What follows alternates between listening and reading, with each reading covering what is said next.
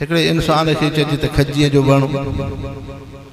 कंहिं इंसान खजीअ जो वणु ॾिठो ई कोन्हे त उहो न सम्झी सघंदो पर जंहिं इंसान खजीअ जो वणु ॾिठो हूंदो हाणे उनखे तव्हां सम्झाए सघो था त खजीअ जे वण में हे ख़ूबियूं ख़सलतूं आहिनि त इहे ई इंसान अल्लाह साईं तव्हां असां इंसाननि खे अकुल जी नेमत ॾिनी हाणे इन ज़िंदगी जो मक़सदु आहे अल्लाह जी सुञाण ऐं रसूलुल्लाह सल्लल्लाहु अलैहि वसल्लम जो तरीक़ो पोइ उन जे लाइ अल्लाह साईं दीन इस्लाम में नमूनो पैगंबर करीम सल्लल्लाहु अलैहि वसल्लम जी जमात सहाबा इकराम खे बणायो अवां महजी शरीफ़ में वेठा हो हर हिकु इंसान जे जिस्म ते लटो कपिड़ो आहे इहो कपिड़ो अवां बाज़ार मां वरितो पर दुकानदार ईअं न ॾींदो बल्कि उन कपिड़े जी माप थींदी हाणे उन दुकानदार वटि मीटर पियो आहे गज़ पियो आहे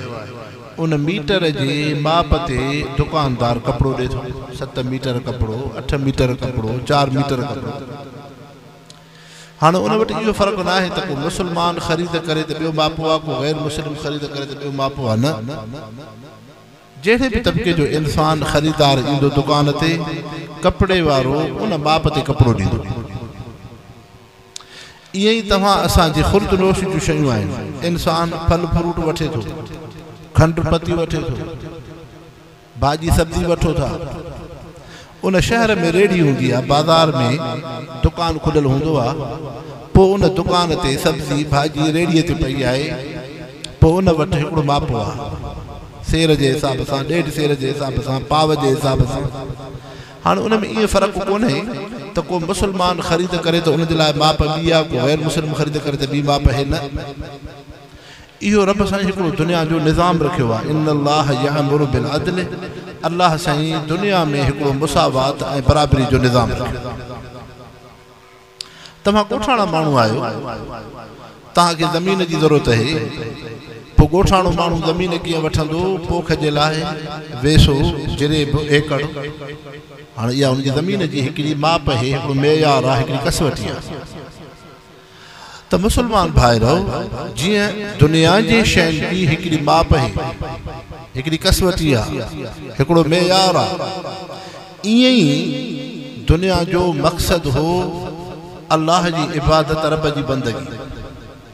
पैगंबर करीम सल्लल्लाहु अलैहि वसल्लम जी इत्तिबा पैरवी हाणे तव्हां असां अल्लाह खे ॾिठो कोन्हे तव्हां असां हुज़ूर अनवर सल्लल्लाहु अलैहि वसल्लम जन खे ॾिठोसीं कोन पर दिलि में अल्लाह ऐं रसूल सां मुहबत आहे ऐं इंसान जी फितरत में अल्लाह साईं इबादत रखी आहे जेको भी इंसान आहे इबादत करे थो यहूदी भी इबादत करे थो ईसाई भी इबादत करे थो हिंदू भी इबादत करे थो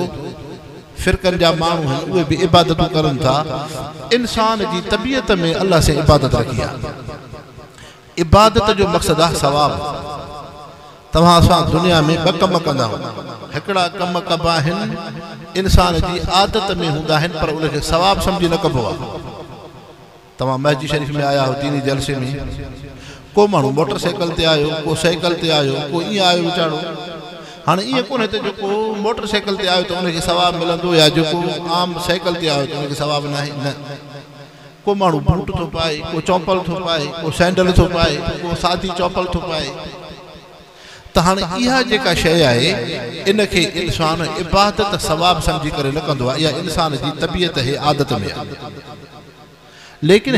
उहे शयूं आहिनि जंहिंखे इंसान इबादत सवाब सम्झी करे कंदो आहे मसलन नमाज़ आहे नमाज़ खे इंसान इबादत दीन सवाब सम्झी करे पढ़ंदो दुरूद शरीफ़ा हुज़ूर पाक सल्लल्लाहु अलैहि वसल्लम ते उनखे इंसान इबादत सवाब सम्झी करे कंदो आहे खैर खैरात आहे उनखे इंसान सवाब सम्झी करे कंदो आहे हज आहे उमरो आहे रोज़ो आहे इनखे इंसान इबादत सवाब सम्झी करे अदा कंदो आहे जंहिं शइ खे इंसान इबादत सवाब समझी करे अदा करे हाणे उन में तव्हां असांजे लाइ नमूनो अल्लाह साईं हुज़ूर सल्लल्लाहु अलैहि वसल्लम जी जमात सहाबा इकराम खे पढ़ायो जंहिंखे तव्हां इबादत समझी करे कयो था। नमाज़ ईअं पढ़ो जीअं सहाबनि पढ़ी, रोज़ो ईअं रखो जीअं सहाबा इकराम रखियो, ज़िक्र ईअं कयो जीअं सहाबा इकराम कयो, हुज़ूर सल्लल्लाहु अलैहि वसल्लम ते दुरूद शरीफ़ ईअं पढ़ो जीअं सहाबे सगुरन पढ़ियो, पैगंबर करीम सल्लल्लाहु अलैहि वसल्लम जी अक़ीदत मोहब्बत ईअं रखो जीअं सहाबनि सगुरन रखी, हुज़ूर सल्लल्लाहु अलैहि वसल्लम जी इत्तिबा पैरवी ईअं कयो जीअं सहाबनि सगुरन कई। तव्हांजे मथां हादसात दुख तकलीफ़ूं अचनि पोइ कीअं कयूं, पोइ उन में बेसब्री कयूं, मुंहं खे धक हणो न, पोइ जीअं सहाबनि सगुरन सब्र कयो तव्हां असां बि ओड़ो सब्र कयूं। नेमत मिले, ख़ुशी मिले, शादी थिए कीअं कयूं जीअं सहाबनि सगुरन कयो। फौतगी थिए थी उन मयत खे जनाज़े खे उनखे लटो कपिड़ो कीअं ॾियूं, गुस्ल कीअं ॾियरायूं, जनाज़ो कीअं पढ़ूं, क़ब्र में कीअं रखूं, हाणे इहे सभु दीन जा अहकाम आहिनि, इहे ईअं कयो जीअं सहाबा इकराम कया आहिनि। तंहिंजे करे अल्लाह साईं क़यामत ताईं ईंदड़ इंसान जे लाइ नमूनो मेयार कसवती माप नमूनो अक्स पैगंबर करीम सल्लल्लाहु अलैहि वसल्लम जी जमात सहाबा इकराम। इन जे करे क़ुरान शरीफ़ भी इहो हुकुम फरमायो आमिनू कमा आमन अन्नास, ईअं ईमान आणियो जीअं सहाबा इकराम ईमान आंदो। ईमान आंदो मुसलमानो अल्लाह से तव्हां असांखे भी ईमान कल्मो नसीब कयो। रब जो किरोड़ा है एहसान जो अल्लाह से मुस्लिम घराननि में पैदा फरमायो। रब साईं ईमान कल्मे जी सुञाण ॾिनी, अल्लाह रसूल सां मोहब्बत थी पई, इहो अल्लाह जो वॾे में वॾो एहसान आहे। लेकिन हाणे दीन ते कीअं हलूं, दुनिया में रब जा कीअं फरमा बरदार बाना थी रहूं। सहाबा इकराम जी ज़िंदगी तव्हां असांजी ज़िंदगी उन में वॾो फ़र्क़ु। उनखे ईअं सम्झो जीअं हिकिड़ा अंब जा वण आहिनि, हिकिड़ो अंब जो वण आहे साओ, उन जा पन बि सावा आहिनि, उन में अंब जो मेवो बि भलो थिए थो, ॾाढो सुठो मेवो जो अंबदार अंब जो वण आहे। को बि इंसान पुछंदो त छा आहे, उनखे चइबो अंब जो मेवो आहे, वण आहे पर ॾाढो भलो आहे, इन जा पन भला आहिनि, इन में मेवा भला आहिनि, इन जो अंब भलो थींदो आहे, इहो ॾाढो फलदार अंब जो वण आहे। पर भिक सां हिकिड़ो ॿियो अंब जो वण आहे जंहिंजा पन सुकल आहिनि, जंहिंमें अंब जो मेवो न आहे, न अंबड़ी थियूं थियनि। को बि इंसान पुछंदो त छा आहे, चइबो त साईं अंब जो वण आहे पर हे थोरो ऐबदार आहे, हिन जा वण हिन जा जेके हिन लामू सुकल आहिनि, हिन में अंब जो मेवो भलो नथो थिए। तंहिंजे करे सहाबा इकराम जी ज़िंदगी तव्हां असांजे अॼु जी मुसलमाननि जी ज़िंदगी अथव साए ऐं सुके अंब वण। ईमान त आहे पर उन्हनि जो ईमान ईअं अथव जो उन्हनि जे अंदरि अल्लाह रसूल जी कामिल ज़िंदगी आहे। मसलन हुज़ूर सल्लल्लाहु अलैहि वसल्लम जी सीरत तय्यबा आहे, नबी पाक सल्लल्लाहु अलैहि वसल्लम जी मुबारक ज़िंदगी आहे। इन मुबारक ज़िंदगी जो अक्स ऐं नमूनो हुज़ूर सल्लल्लाहु अलैहि वसल्लम जी जमात सहाबी सगुर आहे। ऐं तव्हां असांखे अल्लाह से ईमान कलमो त ॾिनो आहे,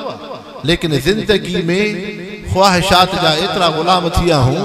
जो दीन ऐं इस्लाम क़ुरान ते हलणु असांजे लाइ ॾुखियो आहे। तंहिंजे करे ज़रूरत इन शइ जी आहे उम्मत पंहिंजे अंदरि उहा ज़िंदगी आणे जेका हुज़ूर सल्लल्लाहु अलैहि वसल्लम जी जमात सहाबा इकराम जी ज़िंदगी आहे। आमिनू कमा आमन। हुज़ूर सल्लल्लाहु अलैहि वसल्लम जन हिकिड़े काफ़िर गैर मुस्लिम सां सौदो कयो, घोड़ो उन खां वरितो, शहर खां ॿाहिरि सौदो थी पियो। जॾहिं शहर में अचनि था त उनखे रक़म क़ीमत पिया ॾियनि। हाणे जॾहिं सौदो थियो हो त को मुस्लमान साहबी न हो उन कचहरीअ में, पर जॾहिं नबी पाक सल्लल्लाहु अलैहि वसल्लम उनजी क़ीमत रक़म था ॾियनि त हज़रत ख़ुज़ैमा अंसारी रज़ियल्लाहु अन्हु, हज़रत ख़ुज़ैमा इहो साहबी सगुरो आहे। हाणे हुज़ूर सल्लल्लाहु अलैहि वसल्लम जन जॾहिं उनखे रक़म ॾियनि पिया काफ़िर खे, मुशरिक खे, गैर मुस्लिम इंसान खे, त उन अटकल कई, चए त साईं मां तव्हांखे विकिणी त कोन ॾिनो आहे, मां ईअं चयो त तव्हांखे ॾींदुमि, तव्हां सां सौदो त न थियो आहे। पाण करीम सल्लल्लाहु अलैहि वसल्लम फरमायो त न, तोसां सौदो थियल आहे तोखे इहो असां चयोसीं त शहर में हली तोखे रक़म ॾियूं था पैसा हिते न आहिनि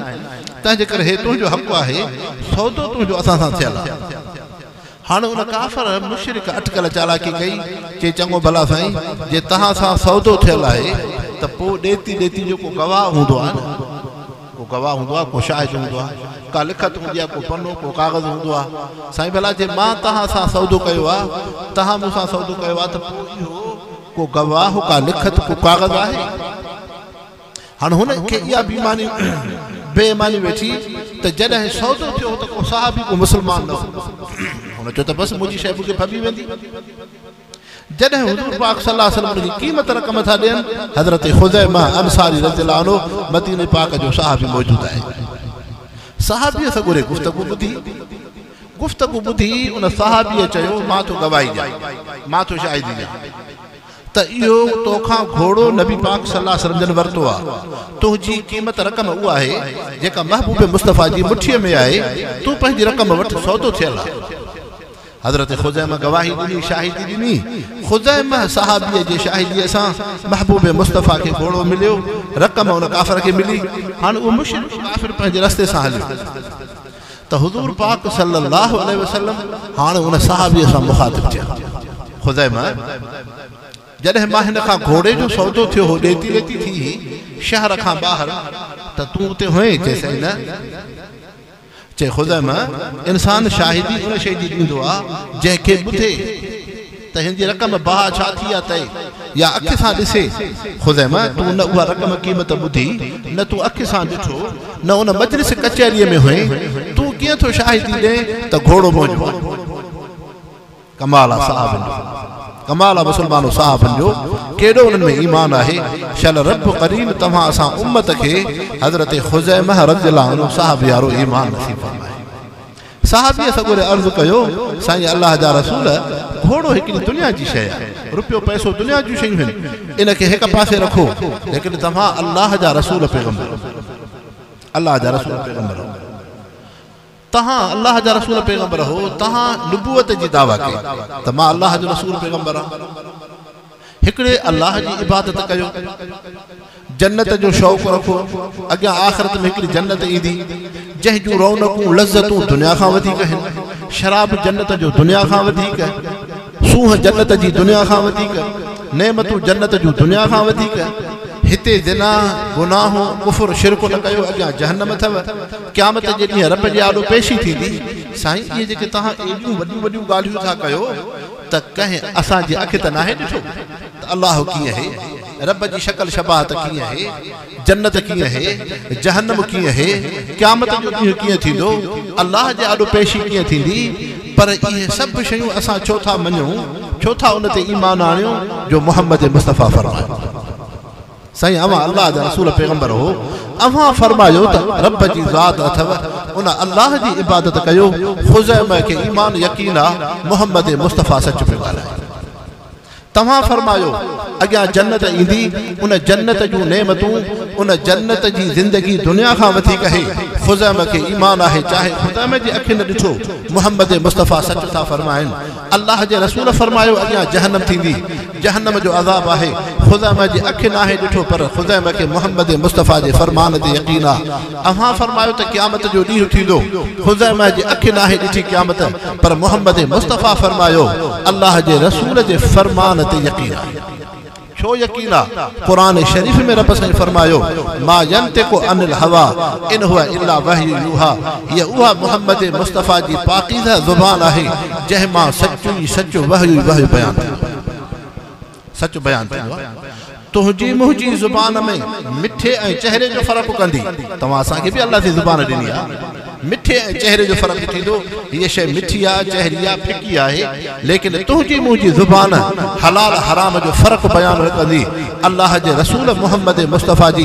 उहा पाकीज़ा ज़ुबान आहे पैगंबर करीम सल्लल्लाहु अलैहि वसल्लम जन खे यहूदी औरत दावत करे थी महबूब मुस्तफ़ा उते वेहनि था जॾहिं गोश्त जी बूटी ज़ुबान ते आणनि था पाण सल्लल्लाहु अलैहि वसल्लम फरमायो त हिन गोश्त में ज़हर मिलायल आहे हीअ गोश्त खाइण जे लाइक़ु कोन्हे तुंहिंजी मुंहिंजी ज़ुबान इहा फ़र्क़ु न कंदी मुहम्मद मुस्तफ़ा जी पाकीज़ा ज़ुबान फ़र्क़ु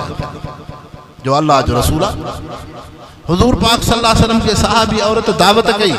महबूब मुस्तफ़ा उते वेठा सहाबा जी जमात आहे जने गोश्त जी बूटी ज़ुबान ते रखियो वात मुबारक में पाण सल्लल्लाहु अलैहि वसल्लम जन सहाबा खे फरमायो ये उहा बकरी आहे जेका मालिक जी इजाजत खां सवाइ पुछी वई मालिक जी इजाजत कोन्हे सहाबी औरत के घुरायो वयो खिदमत में पेश थी चे अल्लाह जा रसूल अमा सच पिया फरमायो बकरियूं मुंहिंजूं नाहिन मुंहिंजे मुड़स जूं आहिन मुंहिंजो मुड़स सफ़र ते वयल हो मां अमा जे अक़ीदत मोहब्बत में दावत कई आहे फरमायो बकरीअ जे गोश्त ॿुधायो त हीअ बकरी मालिक जी इजाजत खां सवाइ कुझु तुंहिंजी मुंहिंजी ज़ुबान फ़र्क़ु न कंदी हज़रत अब्दुल्लाह रज़ियल्लाहु अन्हु सहाबी आहे सहाबिन सगोरन उनके फरमायो ऐ अब्दुल्लाह तू कातिबुल वही आहे हुजूर पाक सल्लल्लाहु अलैहि वसल्लम जे हदीस फरमान के लिखे थो तहजे करे महबूब मुस्तफ़ा जो वो फरमान तू लिखंदो वन जेको अल्लाह जो नबी खुश तबीय में ऐ सेहत जी तबीयत जे सही उनही में जने अल्लाह जे रसूल खां बयान थे जने मोहम्मद मुस्तफ़ा गुस्से ऐ कावड़ में हुजन जलाल में हुजन उन वक्त में न लिखंदो कर उन वक्त में तोखे लिखण जी इजाजत कोने हजरत अब्दुल्लाह महबूब मुस्तफ़ा जी कचहरी में वेठो आ पाण सल्लल्लाहु अलैहि वसल्लम जन फरमायो अब्दुल्लाह तू लिखे छो नथो जैसे मुझे सहाबी दोस्तन फरमायो आ त तू हर उहा गाल लिखंदो कर जेका हुजूर सल्लल्लाहु अलैहि वसल्लम जी तबीयत सही हुजे बयान करन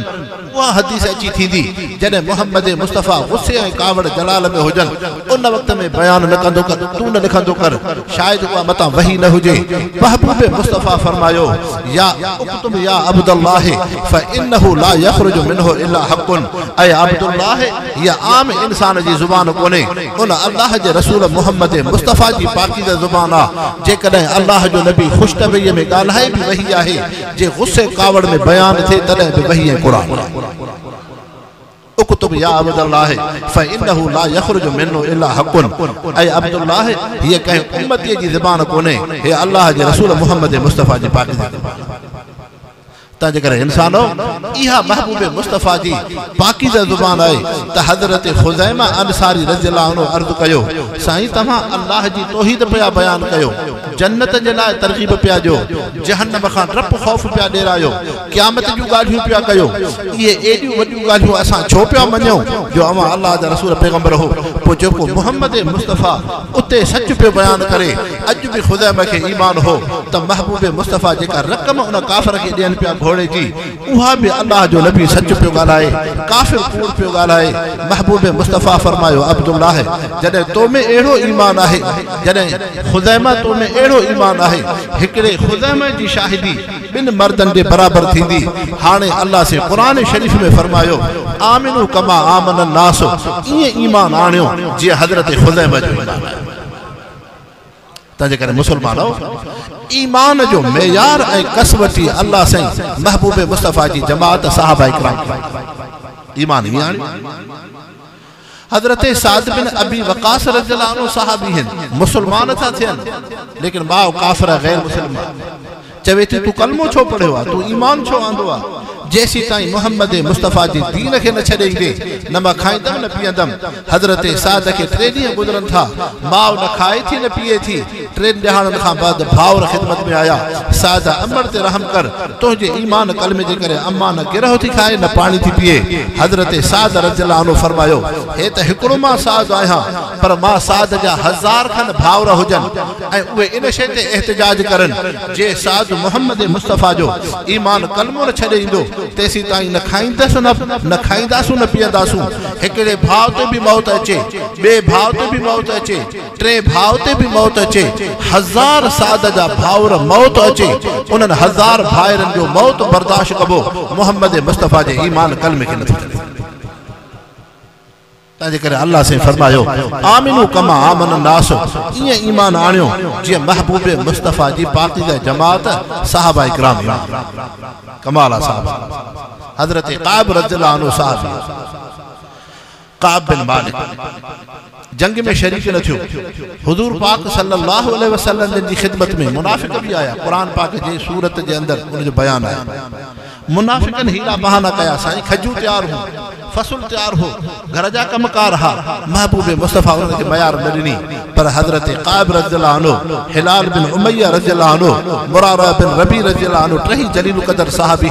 पैगंबर करीम सल्लल्लाहु अलैहि वसल्लम जी खिदमत में अर्ज़ कयो त साईं ॿियो कुछ भी कोन्हे बस दुनिया जे हिरस में पयासूं तव्हां सां गॾु जिहाद ते न हली सघियासीं ॿियो कोई भी असांजो उज़ुर कोन्हे पाण सल्लल्लाहु अलैहि वसल्लम फरमायो त तव्हां सां ॻाल्हाइणु ख़तम आहे 50 ॾिहाड़ा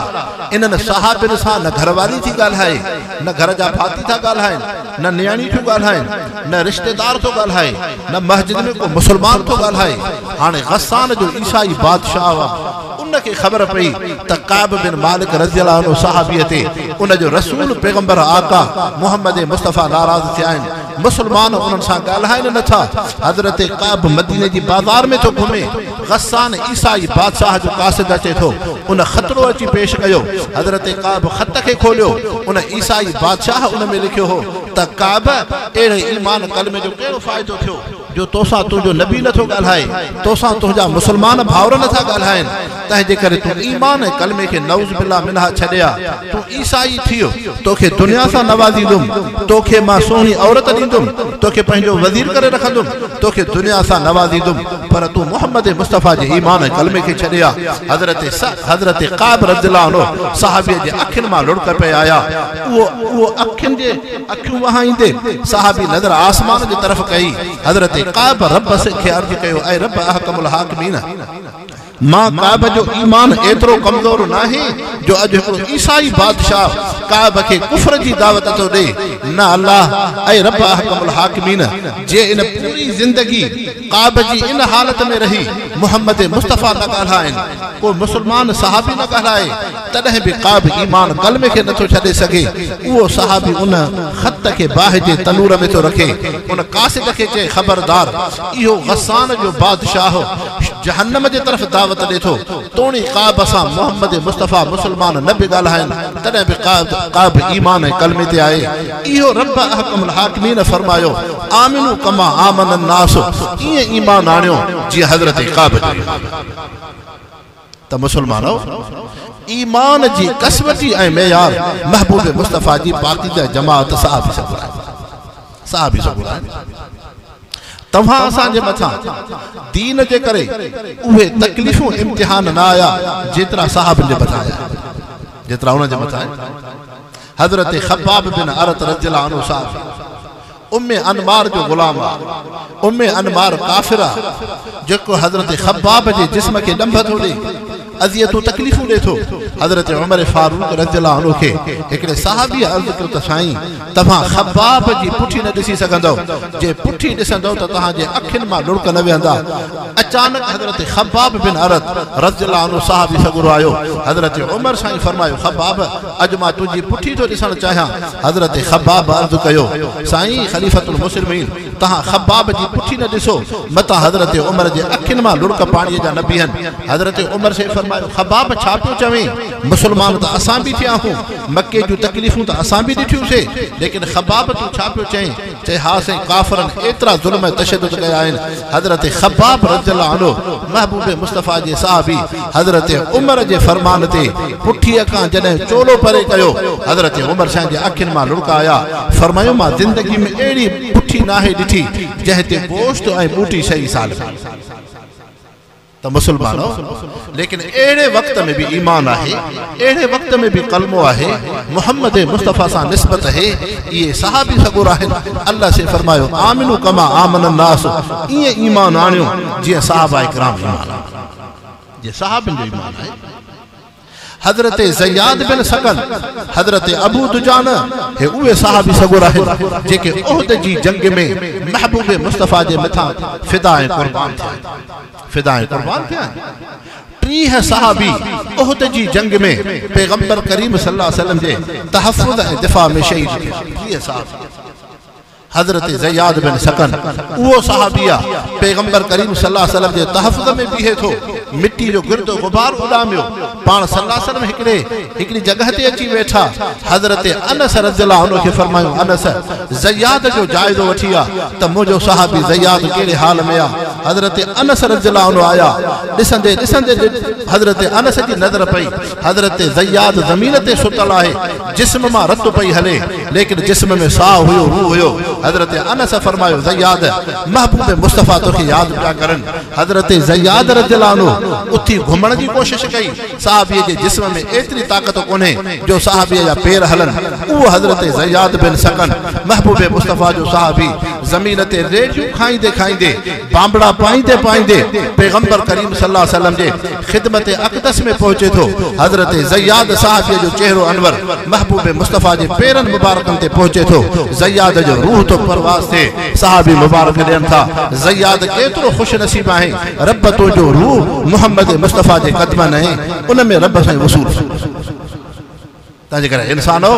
ईमान जो मेयार तुंहिंजे मुंहिंजे लाइ सहाबी सगुर आहिनि दीन ते क़ुर्बानियूं ऐं शदाइद जेतिरियूं इन्हनि इंसान ॾिठियूं आहिनि दुनिया में उनजो मिसाल दुनिया में मिसाल न आहे हज़रत अबू दुजाना रज़ियल्लाहु अन्हु महबूब मुस्तफ़ा जो सहाबी आहे उहद जे जंग में अचे थो हज़रत अबू दुजाना मैदान जिहाद में बीहे थो लेकिन पुठी दुश्मन जी तरफ़ करे थो सहाबी सगुरा फरमाइनि था अबू दुजाना दुश्मन सां जंग में ईअं त न बिहबो आहे दुश्मन खे सीनो ॾेई बिहबो आहे चई हा बराबरि सीनो ॾिबो आहे लेकिन अॼु अबू दुजाना महबूब मुस्तफ़ा जे तहफ़ुज़ ऐं दिफ़ा में थो बीहे ताकि दुश्मन जो तीर ऐं नेज़ो पैगंबर करीम सल्लल्लाहु अलैहि वसल्लम ताईं न पहुचे जेकॾहिं सीनो दुश्मन जी तरफ़ कंदुमि त पुठी महबूब मुस्तफ़ा खे थींदी अबू दुजाना तूं कलमो इन खां न पढ़ियो हो तूं मुहम्मद मुस्तफ़ा खे पुठी ॾे तंहिंजे करे पुठी दुश्मन जे तरफ़ कबी सीनो चेहरो मुहम्मद मुस्तफ़ा जे तरफ़ कबो अबू दुजाना खे 70 खन तीर लॻनि था उन जे जिस्म मां रत हले थो हज़रत अबू दुजाना शहीद थी विया तुंहिंजे मुंहिंजे रस्मी मुसलमाननि खे इहा हज़रत अबू दुजाना पैगाम ॾिनो ऐं 15वीं सदीअ जा मुसलमान पैगंबर करीम सल्लल्लाहु अलैहि वसल्लम सां अक़ीदत ऐं मुहब्बत निस्बत ईअं रख जीअं अबू दुजाना मैदान उहद में दुश्मन जे तीरनि जे साम्हूं मुहम्मद मुस्तफ़ा जे अदब ऐं मुहब्बत खे तंहिंजे करे इश्क़ रसूल जी दावत सोरियत मां आशिक़ रसूल बस रबीउल अव्वल आयो 4 झंडियूं हणो बस थोड़ो जशन कयोसीं मां आशिक़ रसूल न इश्क़ रसूल इहो आहे तुंहिंजी पूरी ज़िंदगी महबूब मुस्तफ़ा जे अक़ीदत ऐं मुहब्बत सुन्नत ऐं सीरत इनखे इश्क़ रसूल चइबो आहे हज़रत अज़हर रज़ियल्लाहु अन्हु हुज़ूर सल्लल्लाहु अलैहि वसल्लम जो सहाबी आहे नबी पाक सल्लल्लाहु अलैहि वसल्लम जा नज़र कई ॾिठऊं त उन जी गोॾ खुड़ीअ ते हेठि खुड़ीअ खां हेठि गोॾ आहे कई मुसलमान आहिनि सुठण खुड़ीअ खां हेठि गोॾ खुड़ीअ खां हेठि गिची खुलियल आहे मथो ढकियल न आहे इहो कंहिंजो तरीक़ो आहे इहो मुहम्मद मुस्तफ़ा जो तरीक़ो कोन्हे महबूब मुस्तफ़ा जो इहो तरीक़ो आहे त तुंहिंजी सुठण ऐं गोॾ खुड़ीअ खां मथे हुजे तुंहिंजो मथो ढकियल हुजे तुंहिंजे चेहरे ते महबूब मुस्तफ़ा जी सुन्नत हुजे तुंहिंजे उथण वेहण में पैगंबर करीम सल्लल्लाहु अलैहि वसल्लम जे सुन्नत जा आसार ऐं नमूना ज़ाहिर थियनि हज़रत अज़हर जी गोॾ खुड़ीअ खां हेठि पैगंबर करीम सल्लल्लाहु अलैहि वसल्लम जन फरमायो या अज़हरो इरफा इज़ारक इन्नहु अनका व अबका ऐं अज़हर पंहिंजी गोॾ खे मथे कर तोखे ॿ फ़ाइदा थींदा इन्नहु अनका तुंहिंजो कपिड़ो पाक थी पवंदो खुड़ीअ खां हेठि हूंदो त छेणो ऐं मिटी गंदगी लॻंदी तुंहिंजे कपिड़े खे मिटी ऐं उहा जेका आहे गंदगी न लॻे व अबका तुंहिंजी गोॾ चंद ॾिहाड़ा हली सघंदी खुड़ीअ जे हेठां ईंदी त टुंग सोराख़ थी पवंदा तुंहिंजो कपिड़ो चंद ॾिहाड़ा हलंदो सहाबीअ हिकमत न समझी चई सहाबीअ सगोरे चयो माहिया इल्ला बरदतुन मिलहा साईं अल्लाह जा रसूल हे कपिड़ो मां वटि वॾी अहमियत नथो रखे रब मूंखे पैसे सां नवाज़ियो आहे गोॾ ॻरी पई त बि वठंदुमि महबूब मुस्तफ़ा सम्झी आहे त हज़रत अज़हर नसीहत खे न सम्झियो आहे हाणे हुज़ूर सल्लल्लाहु अलैहि वसल्लम फरमायो या अज़हरो अमालक फी उसवतुन या अज़हरो अमालक फी उसवतुन या अज़हरो अमालक फी उसवतुन ऐं अज़हर तुंहिंजे लाइ नमूनो दुनिया जा इंसान कोन्हनि तुंहिंजे लाइ नमूनो मां मुहम्मद मुस्तफ़ा जी पाकीज़ा ज़िंदगी आहे मां अल्लाह जो रसूल गोॾ पाईंदो आहियां मुंहिंजी गोॾ खुड़ीअ खां हेठि आहे मथे जैसे खुड़ीअ खां मथे आहे फरमायो अज़हर तुंहिंजे लाइ नमूनो इंसान न आहिनि तुंहिंजे लाइ नमूनो मुहम्मद मुस्तफ़ा जी मुबारक तंहिंजे करे मुसलमानो हिन जलसे जो हिन गॾिजाणी जो मक़सदु इहो आहे त तव्हां असांजी ज़िंदगी महबूब मुस्तफ़ा जी सुन्नत ऐं सीरत हज़रत हुज़ैफ़ा रज़ियल्लाहु अन्हु गसान जो ईसाई बादशाह हुआ सहाबी खे उञ थी लॻे हाणे उहो सहाबी जंहिंजे शाही महल में सोन जा बर्तन आहिनि दुनिया जो अजीब अजीब उहे जेके आहिनि शयूं आहिनि हज़रत हुज़ैफ़ा जे आरो जॾहिं थांव पेश थियो सहाबीअ सॻोरे चयो ख़बरदार इन थांव में हुज़ैफ़ा पाणी नथो पी सघे जो हुज़ूर पाक सल्लल्लाहु अलैहि वसल्लम अहिड़नि थांवनि में न पीतो आहे हाणे गसान जे बादशाह चयो हुज़ैफ़ा पोइ मुंहिंजे शाही महल में ठिकर जा थांव कोन लभंदा हुन सुन्नत जी हिकारत कई सहाबीअ उहो चांदीअ जो प्यालो वठी करे हेठि फर्श ते हयो प्यालो टुकर टुकर थी पियो हज़रत हुज़ैफ़ा बाद उन गसान जे रईस खां पुछो त ॿुधाए गसान जा रईस तोखे उन प्याले जो को सदमो थियो या न चए बराबरि थियो चए गसान जा रईस तो वटि चांदीअ जे इन थांव जी एतिरी अहमियत कोन्हे जेतिरी हुज़ैफ़ा वटि मुहम्मद मुस्तफ़ा जी सुन्नत तो जे इन सोन चांदीअ खां हज़रत हुज़ैफ़ा वटि उन सादगी वारी हुज़ूर पाक सल्लल्लाहु अलैहि वसल्लम जी सुन्नत जी वधीक सुन्नत जी वधीक अहमियत इहो हज़रत हुज़ैफ़ा यहूदी सरदार वेठल दुनिया जा इंसान आहिनि लेकिन दस्तरखान ते वेहे थो हज़रत उमर साईं इन खे मोकिलियो था यहूदनि जे मुज़ाकरात जे लाइ दुनिया जे इंसाननि जे लाइ सहाबीअ सॻोरो जॾहिं दस्तरखान ते वेहे थो उन वक़्त में सहाबीअ गिरह खयो गिरह हेठि किरी पई